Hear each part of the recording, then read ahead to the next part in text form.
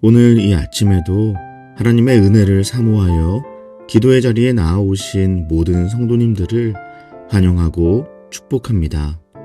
오늘 우리에게 주신 하나님의 말씀은 구약성경 역대상 17장 1절에서 15절까지의 말씀입니다. 다윗이 그의 궁전에 거주할 때에 다윗이 선지자 나단에게 이르되 나는 백향목 궁에 거주하거늘 여호와의 언약궤는 휘장 아래에 있도다. 나단이 다윗에게 아뢰되 하나님이 왕과 함께 계시니 마음에 있는 바를 모두 행하소서. 그 밤에 하나님의 말씀이 나단에게 임하여 이르시되 가서 내 종 다윗에게 말하기를 여호와의 말씀이 너는 내가 거할 집을 건축하지 말라. 내가 이스라엘을 애굽에서 올라오게 한 날부터 오늘까지 집에 있지 아니하고 오직 이 장막과 저 장막에 있으며 이 성막과 저 성막에 있었나니 이스라엘 무리와 더불어 가는 모든 곳에서 내가 내 백성을 먹이라고 명령한 이스라엘 어느 사사에게 내가 말하기를 너희가 어찌하여 내 백향목 집을 건축하지 아니하였느냐고 말하였느냐 하고 또한 내 종 다윗에게 이처럼 말하라. 만군의 여호와께서 이처럼 말씀하시기를 내가 너를 목장 곧 양떼를 따라다니던 데에서 데려다가 내 백성 이스라엘의 주권자로 삼고 내가 어디로 가든지 내가 너와 함께 있어 내 모든 대적을 내 앞에서 멸하였은즉 세상에서 존귀한 자들의 이름 같은 이름을 내게 만들어 주리라. 내가 또 내 백성 이스라엘을 위하여 한 곳을 정하여 그들을 심고 그들이 그곳에 거주하면서 다시는 옮겨가지 아니하게 하며 악한 사람들에게 전과 같이 그들을 해치지 못하게 하여 전에 내가 사사에게 명령하여 내 백성 이스라엘을 다스리던 때와 같지 아니하게 하고 또 내 모든 대적으로 내게 복종하게 하리라. 또 내게 이르노니 여호와가 너를 위하여 한 왕조를 세울지라. 내 생명의 연한이 차서 내가 조상들에게로 돌아가면 내가 내 뒤에 내 씨 곧 내 아들 중 하나를 세우고 그 나라를 견고하게 하리니 그는 나를 위하여 집을 건축할 것이요 나는 그의 왕위를 영원히 견고하게 하리라.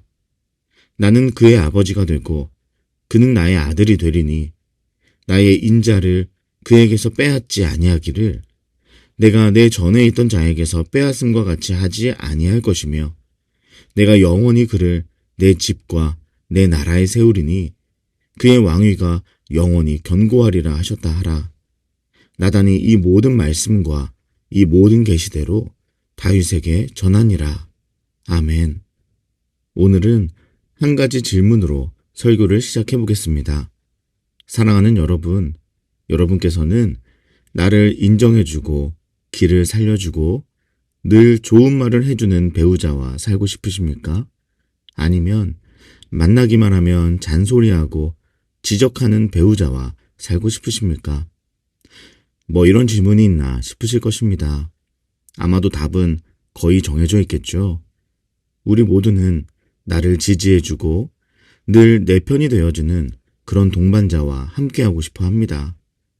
부부 사이를 예로 들었지만 우리 모두에게는 이처럼 함께 이 험한 신앙의 길을 걸어가는 동역자가 필요합니다.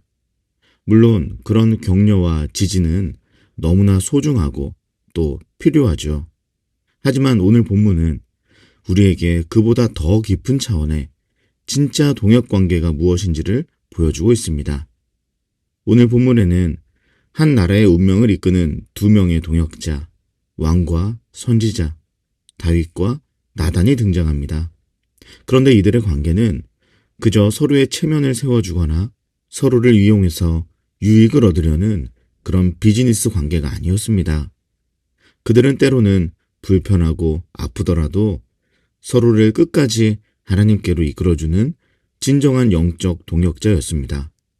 오늘 이들의 모습을 통해 하나님께서 우리에게 원하시는 참된 동역자의 모습은 무엇인지, 그리고 더 나아가 우리 자신이 누군가에게 어떤 동역자가 되어야 하는지 함께 묵상하기를 소망합니다. 먼저 선지자 나단의 모습을 보겠습니다.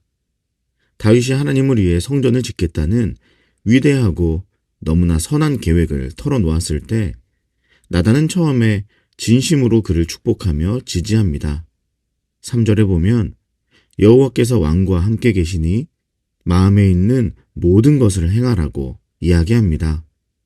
왕의 선한 중심과 뜨거운 열심을 보았던 나단의 인간적인 격려였습니다. 이 말이 다윗에게는 얼마나 든든하고 힘이 되는 말이었을까요? 그러나 바로 그날 밤 하나님의 다른 뜻이 나단에게 임합니다. 이제 나단은 선택의 기로에 섭니다. 첫 번째 선택은 왕에게 잘 보이기 위해서, 그리고 지금까지의 관계를 잘 유지하기 위해서 어제 했던 말을 지키기 위해 이대로 침묵할 것인가.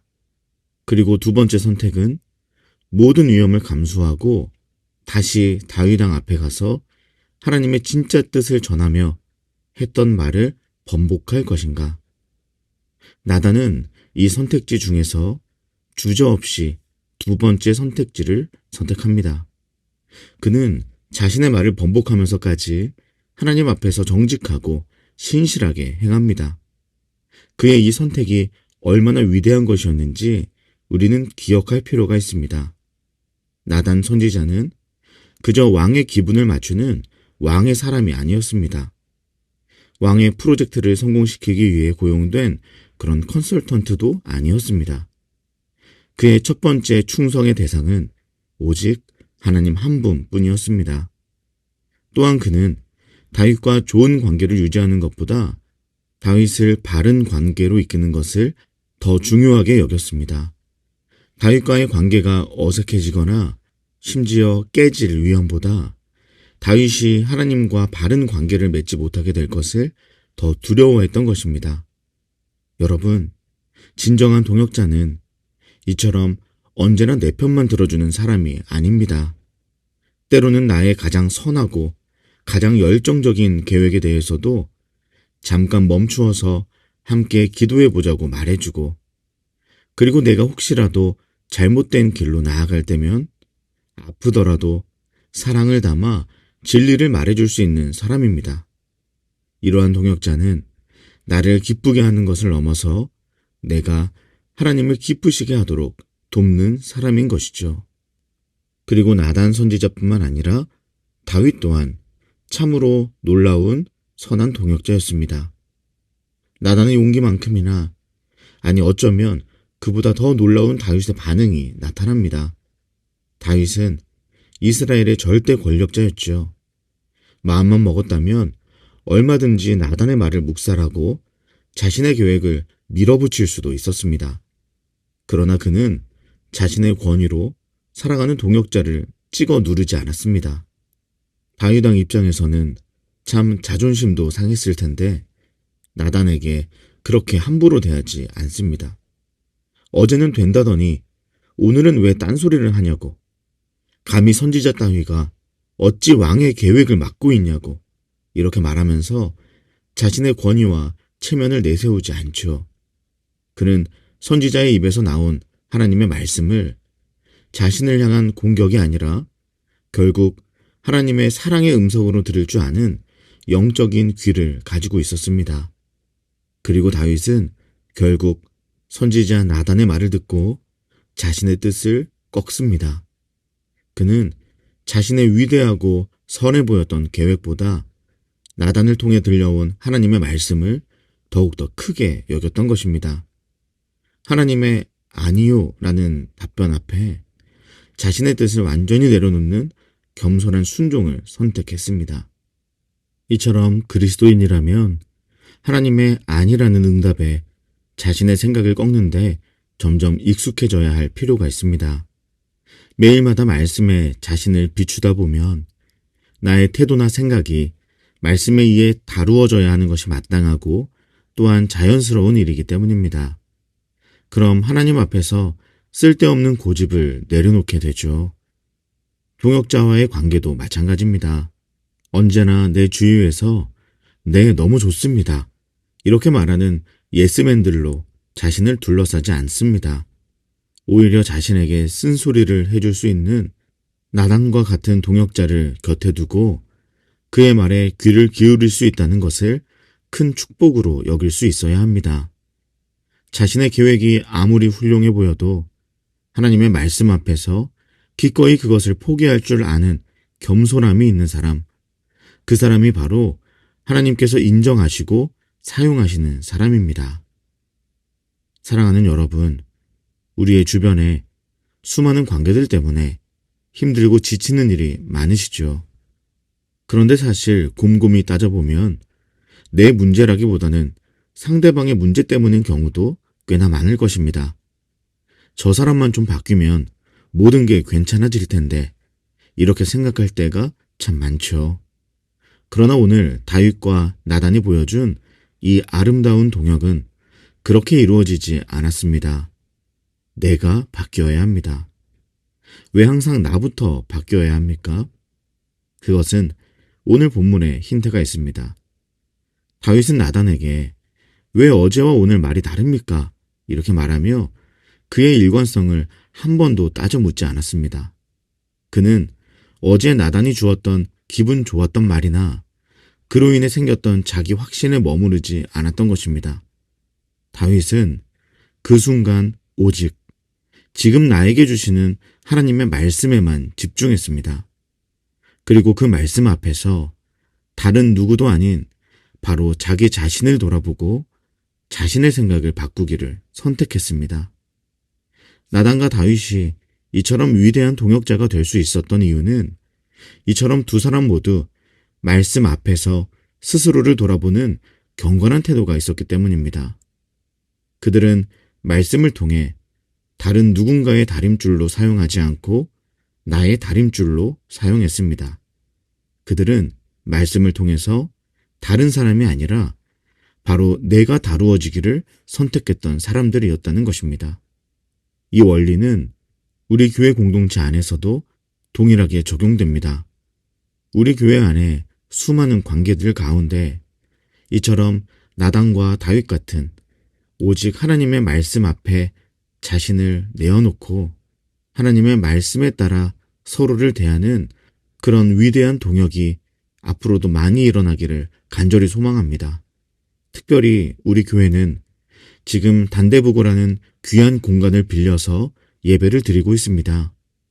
이 학교와 아름다운 동역 관계를 맺고 앞으로도 계속해서 함께하기 위해 필요한 것은 이 학교가 우리에게 더 우호적으로 바뀌어야 하는 것이 아닙니다.